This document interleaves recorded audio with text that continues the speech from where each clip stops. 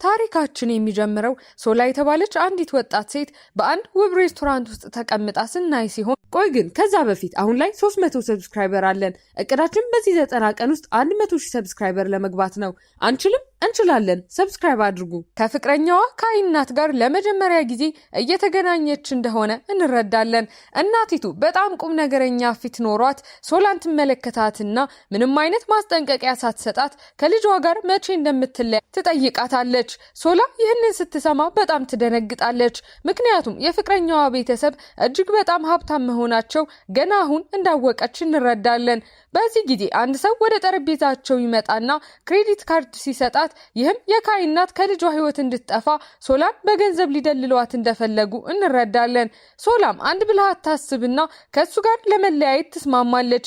ነገር ግን ለ2 ወር ጊዜ ትጠይቃቸዋለች። ምክንያቱም ከዓመት በላይ በደስታ አብረው እንደቆዩና በድንገት ብትለየው እናቱ እንዳለችበት ስለሚያውቅ መጀመሪያ እሱ እንዲጠላት እንደምታደርግና እሱ ራሱ ግንኙነቱን እንዲያፈርስ እንደምታደርግ ትነግራቸዋለች። የካይናት በዚህ እቅዷ በጣም ይደነቁና ሶላ ልጃቸውን ከልቧ ወዳው እንደሆነ የቀረበችው ይጠይቋታል። ሶላም ካይ በስራ ቦታ የቡድን መሪዋ በነበረበት ጊዜ ወደ ቤቷ ሊያደርሳት የጠየቃትን ጊዜ ያስታወሰች በጣም እንደምትወደው ነገር ግን ትክክለኛውን ነገር እንደምታውቅ ትነግራቸዋለች። ይህንን ከተናገረች በኋላም ሶላ በጣም ልቧ ተሰብሮና አዝና ከሬስቶራንቱ ትወጣለች። በቀጣዩ ትዕይንት የካምፓኒው ምክትል ሊቀመንበር የሆነውን የካይን ታላቅ ወንድም ኢያንን እንመለከትና ካይ ከእሱ ጋር ሆኖ ወደ ሶላ ለመደወል ቢሞክርም ነገር ግን ስልኩ አይነሳለትም። ኢያን በቤተሰባቸው ውስጥ ጋብቻ ስለ ንግድ እንጂ ስለ ፍቅር እንዳልሆነ ካስታወሰው በኋላ እንዲያውም የራሱን ሚስት የማህበራዊ ሚዲያ ፖስቶች ሽያጭን እየረዱ እንደሆነ ለማየት ሲፈትሽ እናያለን። ነገር ግን ካይ ስለ ሶላ ብቻ ስለሚጨነቅ እየሰማው አልነበረምና በመጨረሻም ከሷ እያረፍኩ ነው ነገ እናወራለን የሚል የጽሁፍ መልእክት ይደርሰዋል። በማግስቱ ሶላ ወደ ስራ ትሄድና ሽንት ቤት ውስጥ ሆና ፍቅረኛዋ እንዲጠላት የምታደርግባቸው መንገዶች በኢንተርኔት ትፈልጋለች። ነገር ግን ካይ በጣም ሀብታም ስለሆነ ገንዘብ ብትጠይቀው በቀላሉ እንደሚሰጣት ስለምታውቅ ሌላ እቅድ ታወጣለች። ወደ ጠረጴዛዋ ተመልሳ ፊቷን በማጨማደድና የተለያዩ እንግዳ ገጽታዎችን በመፍጠር ልምምድ ማድረግ ትጀምርና የስራ ባልደረቦቿ ሲያናግሯት በጣም አስፈሪና እንግዳ የሆነ እይታ እየሰጠች ታሸሻቸዋለች። በኋላ ላይ ሶላና ካይ ካፌ ውስጥ ይገናኙና እሷም በጣም የሚያበሳጭና ምርጫ የበዛበት በመምሰል እሱ ያቀረበላትን ምግብ ሁሉ ታማርጣለች። ካይ ከዚህ በፊት እንዲህ አይነት ባህሪ ያሳይታው ስለማታውቅ ግራ ይገባውና እጇን ይዞ ወደ ሌላ ሬስቶራንት ይዟት ይሄዳል። ሶላ ምግቡን እንዳየች ማስመሰሏን ትታ ፊቷ ላይ ፈገግታ ይታይና በደስታ መብላት ትጀምርና ካይን እንደምትወደው ስላወቀ ፈገግ ይላል። ነገር ግን ለምን እንዲህ እንግዳ ባህሪ ያሳየች እንደሆነ ሲጠይቃት ሶላ ትበሳጭና ስትጮህበት እሱም ለምን እሱን ለማስቆጣት እንደምትጥር ግራ እየተጋባ ይቅርታ ይጠይቃታል። ሶላ የጥፋተኝነት ስሜት ስለተሰማት ወደ ጓደኛዋ ሬስቶራንት ትሄድና የጓደኛዋ አጎት እንድትሞክረው አዲስ መጠጥ ሲሰጣት ሶላ በጣም ትሰክራለች። ጓደኛዋ ከካይ ጋር እንዳትለያይ ብትነግራትም ሶላ ግን በስካር መንፈስ ሆና ለካይ መለያየት አለብን የሚል መልእክት ትልክለታለች። ጓደኛዋ ልታስቆማት ብትሞክርም ጊዜው ያለፈ ቢሆንም ሶላ ከካይ እናት ገንዘብ እንደተቀበለች ለጓደኛዋ ተናዛ ራሷን ስታ ትወድቃለች። በማግስቱ ጠዋት ሶላ ከካይ ጋር ሊፍት ውስጥ ስትገናኝ በፍርሃት ስሜት ውስጥ ሆና ባለፈው ምሽት ምን እንዳወሩ ትጠይቀዋለች። እሱም ራሷን ተስፋ ቢስ እንደሆነች የምትገልጽና ስለ ጸጉሯ የምታማርርበት እንግዳ የሆነ መልእክት እንደላከችለት ሲነግራት ሶላ በጣም ትረጋጋና መልእክቱ ስለ ራሷ እንጂ ስለ እሱ እንዳልሆነ በፍጥነት ዋሽታ ታስተባብላለች።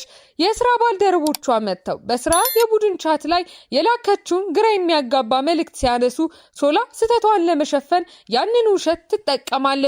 ከስራ በኋላ ከስራ ባልደረባዋ ጋር ወደ ሳሎን ትሄድና ስልኳን ስትፈትሽ የባለፈው ምሽት የጥሪ ድምጽ ቅጂ ታገኝና በድምጿ ቅጂው ላይ ከካይ ጋር እንደማትፈልገው ነግራ ስትለያይ ትሰማለች። ካይም ሊያገኛት እንደሚመጣ ቢነግራትም እሷ ግን ቻው ብላ ስልኩን እንደዘጋችው እንረዳና በዚህ በጣም ደንግጣ ካፌ ውስጥ ከካይ ጋር ስትገናኝ ከዛ ጥሪ በኋላ እንዴት እንዳልተናደደና ለምን ምንም እንዳልተፈጠረ እንደሚያስመስል ትጠይቀዋለች። ካይም ሁሉንም ነገር እንደሰማና ከእናቱ ጋር መገናኘቷ እንደሚያውቅ ሲነግራት ሶላ ከተለያየ ዓለም እንደሆኑና ድሃ መሆን ምን እንደሚመስል ስለማይረዳ መለያየት እንዳለባቸው ትነግረዋለች።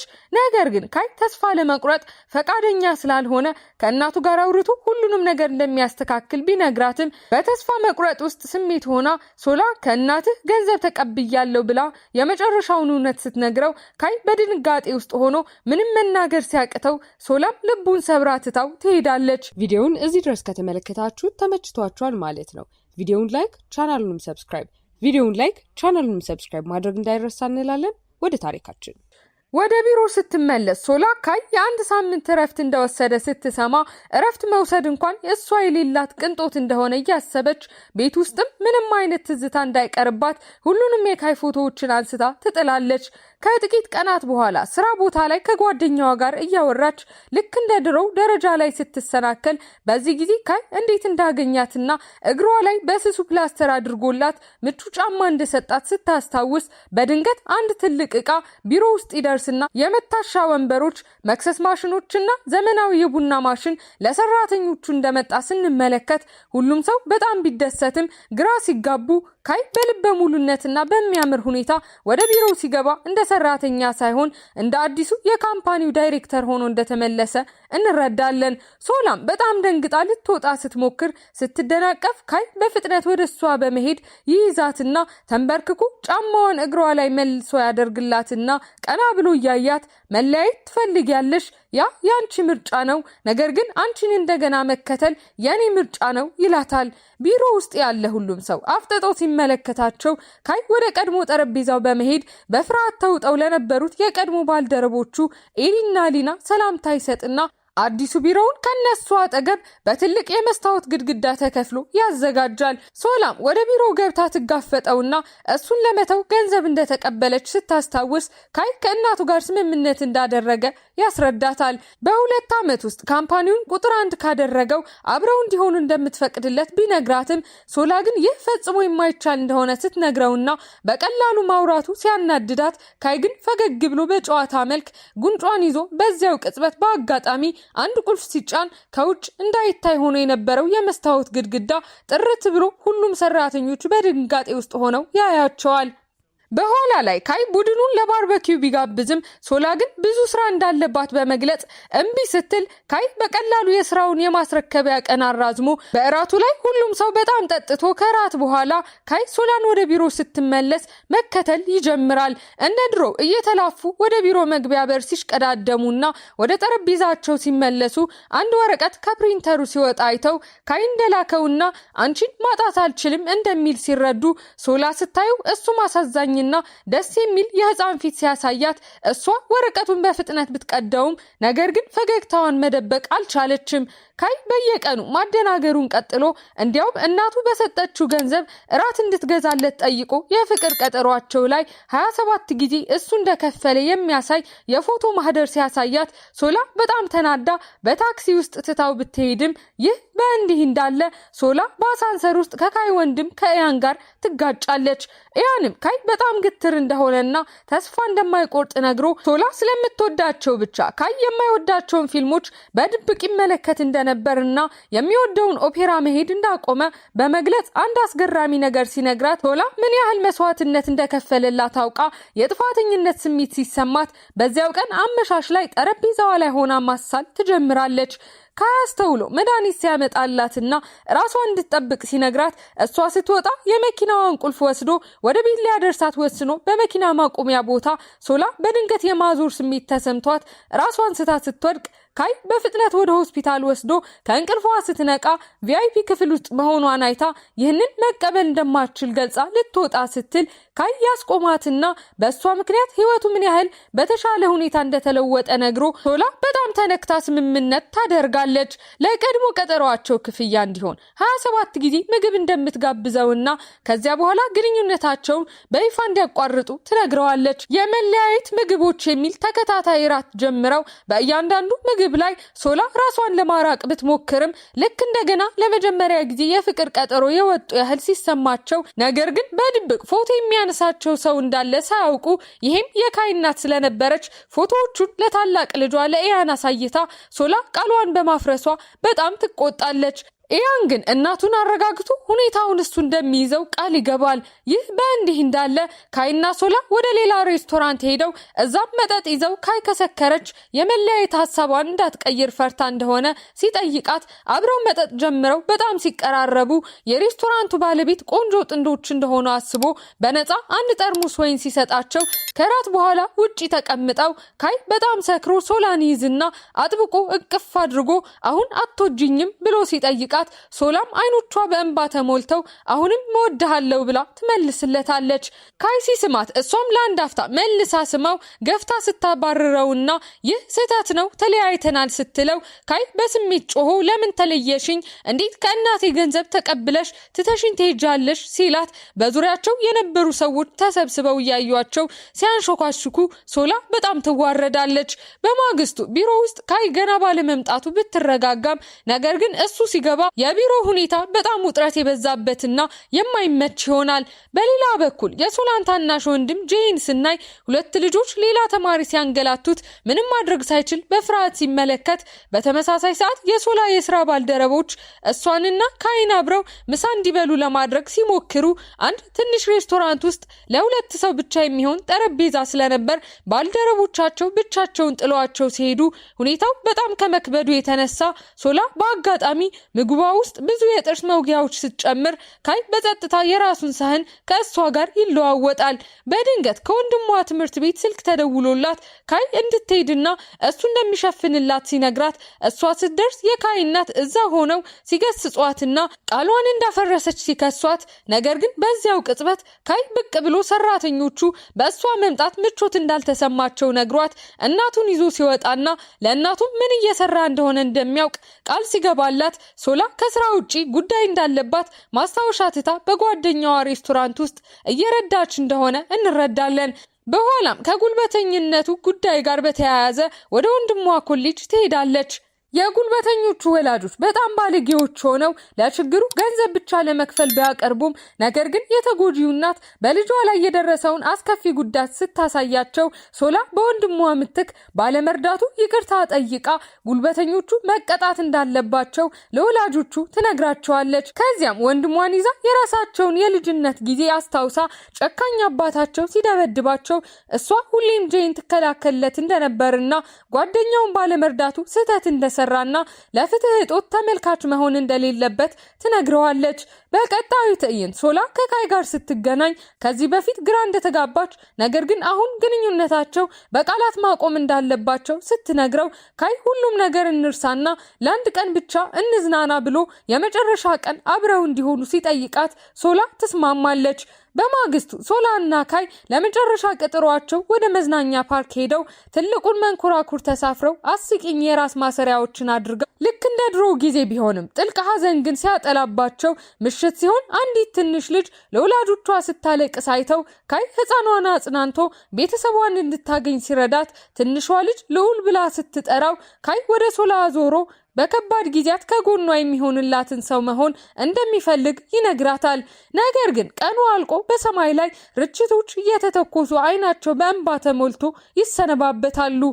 ወደ ስራ ሲመለሱ ሁሉም ነገር ሲከብድ በስብሰባ ወቅት ሶላና ካይ ሁለቱም ሀሳባቸው ተከፋፍሎና አዝነው እናያቸዋለን። በኋላ ላይ ሶላ ካላወቀችው ቁጥር የጽሁፍ መልእክት ሲደርሳት መልእክቱ ልክ ካይ የሚጽፈው አይነት ቢመስልም ሶላ ካይ ሁለት ስልኮች እንዳሉት ስታይ ወዲያውኑ ጠርጥራ በንዴት ስትጋፈጠው እሱ ግን መልእክቱን እንዳላከና ሁለተኛው ስልክ አዲስ የካምፓኒው የሙከራ ስልክ እንደሆነ ይነግራታል።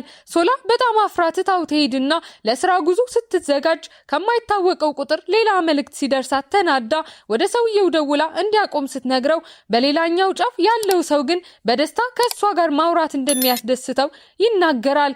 በማግስቱ ጠዋት ሶላና ባልደረቦቿ በመኪና ሲጓዙ በትልቅ መኪና ተገጭተው መንገድ ላይ ተቸግረው ሲቀሩ ካይ በመኪናው መጥቶ ሲያድናቸው አብረውት እንዲሄዱ ያስገድዳቸዋል። በመኪናው ውስጥ የሷ ባልደረባ ሊና ስልኳን ከብሉቱዝ ጋር ለማገናኘት ስትሞክር የሶላ ስልክ ከካይ ከካይ መኪና ጋር እንደተገናኘ ስታይ ሶላ በጣም ተደናብራ ደካማ የሆነ ሰበብ ትፈጥራለች። በጉዟቸው ወቅት ካይ ወደ ሶላ ለመቅረብ ሲሞክር እንዲያውም በቀልድ መልክ ሃኒ ብሎ ሲጠራት ይህም ባልደረቦቿን ያስደነግጣል። በኋላ ብቻቸውን ሲሆኑ ከመኪና አደጋው ለደረሰባት ቁስል መድኃኒት ሲሰጣት ሶላ አሁን እንግዳ እንደሆኑ እንዲያስታውስ ነግራው በዚያ ምሽት ከእሱ ጋር እንደዚህ መስራት ስለማትችል ስራዋን እንደምትለቅ ትነግረዋለች።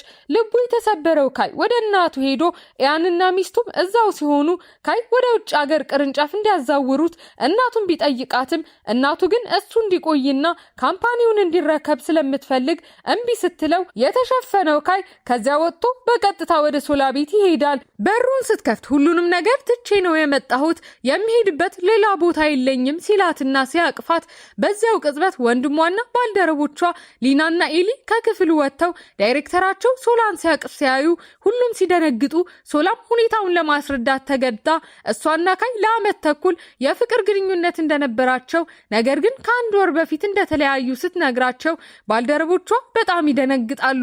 በኋላ ላይ ጓደኛዋ የመለያየታቸው ምክንያት የካይ እናት እንደነበረች እንደነገረቻቸው ሶላ ስታውቅ አሁን ሊናና ኤሊ በስራ ቦታ ከመጠን በላይ ደግና ጠባቂ ስለሆኑባት ሶላ የበለጠ ምቾት አልተሰማትም። እንዲያቆሙ ብትነግራቸውም አልሰሟትም። ካይ የስብሰባ ክፍል ውስጥ መጥቶ እሷ ምቾት እንዳይሰማት ቢሮውን ወደ ሌላ ፎቅ ሊያዛውር እንደሚችል ቢነግራትም ሶላ ግን አሁንም ስራ እንደምትለቅ ትነግረዋለች። ትልቅ ጭቅጭቅም ያደርጋሉ። እሱ የራሱን ጥቅም ብቻ እንደሚያስብና ድርጊቱ እሷን እንዴት እንደሚጎዳት እንደማይረዳ ስትከሰው ይህ በእንዲህ እንዳለ የእሷ ባልደረባ ኤሊ እሷን ለመርዳት በማሰብ ከአንድ ሰው ጋር ቀጠሮ ይዞላት ሶላ ቀጠሮው ላይ ሄዳ ሰውየው ጥሩ ቢሆንም የሚናገረው ነገር ሁሉ ግን ካይን ሲያስታውሳ ቅመም የበዛበት ምግብ እንደማይወድ ሲነግራትም ካይ ለሷ ብቻ ብሎ እንዴት እንደሚበላ ስለምታስታውስ ስለ ፊልም ሲያወራ የካይን ድብቅ የኦፔራ ፍቅር አስታውሳ ካይ ስለ ቀጠሮ አውቆ በጣም እንደሚያር በግልጽ እንረዳለን። ይህ በእንዲህ እንዳለ ያንና ሚስቱ ናሪ የራሳቸውን ግንኙነት ለማስተካከል እየሞከሩ ሲሆን የበለጠ ለመነጋገር ይስማማሉ። ለመጀመሪያ ጊዜ በአውሮፕላን ላይ እንዴት እንደተገናኙ አስታውሰው ያን ተኝታ የነበረችውን ናሪ በብርድ ልብሱ በደግነት ሲሸፍናት አይተን ናሪም በዚህ በጎ ጎኑ እንደተማረከች ትናገራለች። በስራ ቦታ ካምፓኒው የሚወክለው አንድ አርቲስት የሌላን ስራ ሰርቋል ተብሎ ሲከሰስ ቀውስ ተፈጥሮ ካይ ሁኔታውን በሚገርም ብቃት ሲፈታው ሶላ ለባህሪዋ ይቅርታ ልትጠይቀው ስትሄድ እሱ ግን ቀዝቀዝ ብሎና ቅር ብሎት ስለሚመልስላት በጣም መጥፎ ስሜት ይሰማታል። ሬን የተባለው አርቲስት ወደ ስቱዲዮ መጥቶ ሚስጥራዊ የጽሁፍ መልእክቶችን ለሶላ ሲልክ የነበረው እሱ እንደሆነ ተረድተን ቁጥሯን በስህተት እንዳገኘ ይነግራታል። በኋላ ኤሊ ለሶላ ቀጠሮውን ያዘጋጀው እሱ እንደሆነ ለካይ ሲናዘዝ በዚያው ቅጽበት ሬን ብቅ ሲል ካይ ሬን ለሶላ ፍላጎት እንዳለው ሲገነዘብ በኋላ ሶላ ቡና ቤት ውስጥ ስትሆን ሬን መጥቶ አብራው ምግብ እንድትበላ ጠይቋት እሷ እምቢ ብላ ቁጥሩን ልትዘጋ ስትል ሲያስቆማት በድንገት ካይ መጥቶ ሬን የሶላ እጅ እንደያዘ አይቶ ካይ ወደ እነሱ ሄዶ የሶላን እጅ ይዝና ካንቺ በቀር ማንንም አልወድም ብሎ ወደ መኪና ሲጎትታት ሬን ሌላኛውን እጇን ይይዛል። በተጋባችሁ ሶላ ላይ የጉትታ ትግል ሲጀምሩ በመጨረሻም ሁሉም በካይ መኪና ውስጥ ይገባሉ። ሬን ከኋላ ተቀምጦ በጭጋጋማው መስኮት ላይ ለሶላ መልእክት ሲጽፍላት ካይ ቀንቶ መኪናውን ከፍተኛ ፍጥነት ይነዳዋል። በኋላ ወንዝ ዳር ካይና ሶላ ሲያወሩ ስለ ቀጠሮዋ እንደተናደደ ሲነግራት ሶላ ይህንን ስትሰማ ትንሽ ደስታ ይሰማታል። በዚያ ምሽት ሶላ ሬንና ባልደረቦቿ አብረው ራት በልተው የቡድን ፎቶ ሲነሱ ሬን ወደ ሶላ ተጠግቶ ሲቆም ካይ ፎቶ በኢንተርኔት ላይ ሲያይ በጣም ተናዶ ያንን ስለ ሬን ሁሉንም ነገር እንዲያጣራለት ይጠይቀዋል። ያን እንዲረጋጋና እቅድ ሲሰጠው ፍቅርሽን መልሺ እናቴን እኔ ይዛታለሁ ሲል ካይ የራት ግብዣቸውን ሰብሮ በመግባት በሬንና በሶላ መካከል ይቀመጣል። ቡድኑ ወደ መጠጥ ቤት ሄዶ ሁሉም በጣም ሲሰክሩ በማግስቱ ጠዋት ሶላ የሬን የስዕል ስቱዲዮ ውስጥ ስትነቃ ካይ በአቅራቢያው ወለል ላይ ተኝቶ ታያለች። ሁለቱም በጣም ሲያፍሩ ብዙም ሳይቆይ ሬን የታዋቂ ፖለቲከኛ ልጅ እንደሆነና የቤተሰቡን ተጽዕኖ ተጠቅሞ ስኬታማ ለመሆን እየሞከረ እንደሆነ የሚገልጽ የዜና ዘገባ በኢንተርኔት ላይ ሲወጣ ከቅሌቱ ለማምለጥ ሬን ሶላን ጸጥ ወዳለ የባህር ዳርቻ ይወስዳታል። የጽሁፍ መልእክቶቹ በአባቱ ለተጎዳ ሌላ ሰው እንደነበሩና ይቅርታ ለመጠየቅ ሲሞክር ቁጥሩን እንደተሳሳተ ያስረዳታል። ካይ የኢያንን ምክር በመከተል ቀዝቀዝ ያለና ፕሮፌሽናል መስሎ ባህር ዳርቻው ላይ አግኝቷቸው ቅሌቱን በማጥራት ላይ ላደረገው እርዳታ የሬንን አባት አመስግኖ ትቷቸው ቢሄድም የሱ ቀዝቃዛ ባህሪ ሬንንም ሶላንም ሲያስደነግጥ ወደ ቢሮ ሲመለስ ካይ ወደ ሌላ ፎቅ ተዛውሮ እሷን ችላ ማለቱን ይቀጥላል። ሶላ በሚገርም ሁኔታ ቅናትና ንዴት ሲሰማት ከምራቷ ከናሪ ጋር ሲያወራ ታየውና ሌላ ግንኙነት እንደጀመረ በስተት ታስባለች። የሶላ የልደት ቀን ሲሆን ወንድሟ ቁርስ ያዘጋጅላታል። ካየሰጣትን የአንገት ሐብል ስትመለከት የሐዘን ስሜት ሲወርሳት ይህ ቀን የተለየቻት እናቷ የሞተችበት ዓመት መሆኑን እንረዳለን። ወደ ሬስቶራንት ሄዳ ብቻዋን ስትጠጣ በአጋጣሚ ሬንም እዚያው ተገኝቶ ምን ያህል እንዳዘነች ሲያስተውል ስልኳን ሲመለከት ከካይ ብዙ ያመለጧት ጥሪዎች እንዳሉ አይቶ ሊደውልለት ይወስናል። ካይ ሰክራ የነበረችውን ሶላ ሲያገኛት ሬን አሁንም የሚዋደዱ ከሆነ ለምን እንደተለያዩ ሲጠይቀው ካይ ግን መልስ ሳይሰጥ ሶላን ወደ ቤት ይወስዳታል። በስካር መንፈስ ውስጥ ሆና አይኖቿን ከፍታ ምን እንደተፈጠረ ስትጠይቀው ሰክራ እንደነበርና ሊወስዳት እንደመጣ ነግሯት እሷ ግን ከእንግዲህ እንዳይደውልላት ትነግረዋለች። በማግስቱ ሶላ የእናቷን የቀብር ስነስርዓት ለማክበር ወደ መካነ መቃብር ስትሄድ በጣም የተደበላለቀ ስሜትና ሐዘን ተሰምቷት በድንገት ካይ መጥቶ ወንድሟ የት እንደምትገኝ እንደነገረው እንረዳለን። ሶላ እናቷ መጥፎ ሰው እንደነበረችና እንዳላዘነች በማስመሰል ጠንካራ ለመምሰል ብትሞክርም ነገር ግን እንባዋ ፊቷ ላይ መውረድ ሲጀምር ካይ ወደ እሱ ስቦ ሲያቅፋት በኋላ ላይ አብረው ሲቀመጡ ብቻዋን መሆኗን ሲያውቅ ራሱን መቆጣጠር እንዳልቻለ ነግሯት ልትሄድ ስትነሳ ካይ እንጋባ ሲላትና የሚያምር ቀለበት አውጥቶ ህይወቴን ካንቺ ጋር ማሳለፍ ፈልጋለሁ ቢላትም ሶላ ምንም ነገር መናገር ያቅታታል። ቀናት ሲያልፉ ሶላ አሁንም መልስ ሳትሰጠው የካይ እናት ስለ ጋብቻ ጥያቄው አውቃ ካይን ለረጅም የንግድ ጉዞ ወደ ስፔን እንዲሄድ ስትነግረው እሱም እንደሚሄድ ለሶላ መልእክት ሲልክ በድንጋጤ ሶላ ወደ አየር ማረፊያው ሮጣ እሱን አግኝታ ሁሉንም ነገር ተናዛ በጣም እወድሃለሁ ብላ ያለ እርሱ መሆን አልችልም ከዚህ በኋላ እኔ ነኝ የማሳድድህ ስትለው ካይ በጣም ተደስቶ በመጨረሻም ተቃቅፈው ይታረቃሉ። ጉዞው ለ5 ቀናት ብቻ እንደነበር ሲገባን ካይ ሲመለስ ከመቼውም ጊዜ በላይ በደስታ ወደ ካምፓኒው ተመልሶ ነገር ግን ባልደረባቸው ኤሊ ሊና ላገኘችው እድገት እሱ ባለመመረጡ በጣም አዝኖ በጣም ሰክሮ ስለ ሶላና ካይ ግንኙነት በካምፓኒው የውስጥ መድረክ ላይ እንደሚለጠፍ ሲያስፈራራ እሱ ለማረጋጋት ሶላ የቡድን መሪነቷን ቦታ ለኤሊ እንደምትለቅ በማወጅ ስራዋን ትለቃለች። ይህ በእንዲህ እንዳለ ያን በመጨረሻ ለሚስቱ ለናሪ ስሜቱን ተናዞ በጣም እወድሻለሁ ሲላትና ሲሳሳሙ እውነተኛ ትዳራቸውን ለመጀመር ዝግጁ ናቸው። በዚያ ምሽት ሶላ የካይ ሆቴል ውስጥ ሆና ከስራ እንደተባረረች ስታውቅ ይህ የእናቱ ስራ እንደሆነ ተረድታ በማግስቱ ገንዘቡን ለመመለስ ትሄዳለች።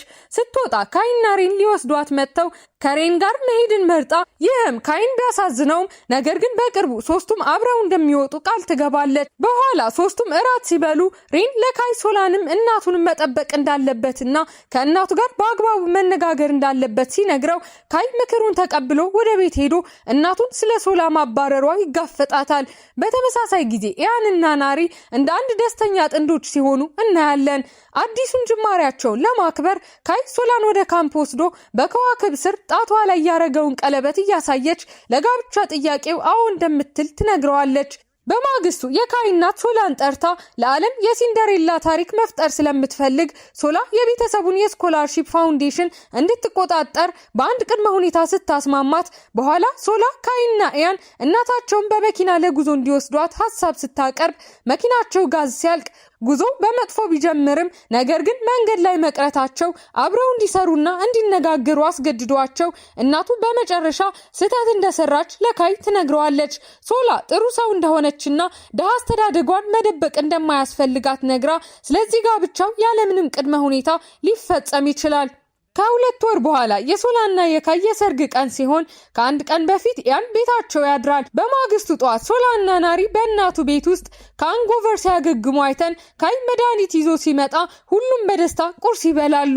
ለጓደኞቻቸው ለሊናና ኤሊ የሰርግ ጥሪ ካርድ ሲሰጧቸው እነሱም በጣም ተደስተው በመጨረሻም ሶላ የሰርግ ልብሷን ለብሳ ለስነ ስርዓቱ ዝግጁ ሆና ስታስብ ህይወቷ ተረት ሳይሆን እውነተኛ ችግሮች ያሉት እውነተኛ ታሪክ እንደሆነና ይህ ይህም የተሻለ እንደሆነ ትረዳለች። በዚያው ቅጽበት ካይ ወደ ውስጥ ገብቶ ተንበርክኮ የሚያማምሩ የሰርግ ጫማዎችን በእርጓ ላይ በቀስታ አድርጎላት እጇን ይዞ አብረው ወደ መድረኩ ይወጣሉ። በዚህ ጊዜ ሶላና ካይ በፍቅር የተሞላ መሳሳም ሲለዋወጡ ሁሉም ሰው ሲያጨበጭብላቸው ደስተኛ ህይወታቸውን አብረው ለመጀመር ዝግጁ መሆናቸውን እናይና ፊልሙ ያበቃል።